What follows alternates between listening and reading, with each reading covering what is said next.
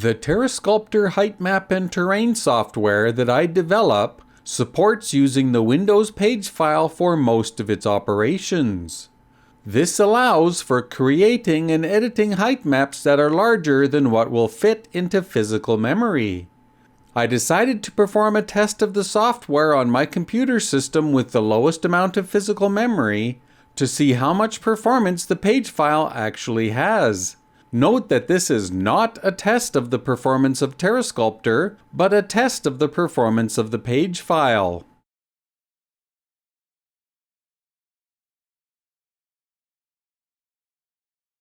The computer used for this test contains the following hardware. Note that this computer does have an M.2 NVMe drive for its Windows OS and page file drive, a Western Digital 500GB WD Blue SN570 NVMe internal solid-state drive, PCIe Gen 3 X4 up to 3500 megabytes per second.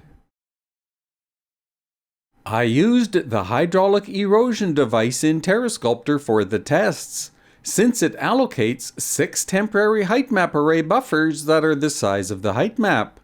Each result shown here also shows the size of the height map array, the total amount of memory allocated for the erosion buffers, and the amount of page file used.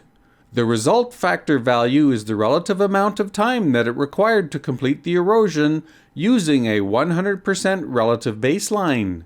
Going by these results using a small amount of page file is perfectly fine. However, using a large amount of page file drastically slows down the process.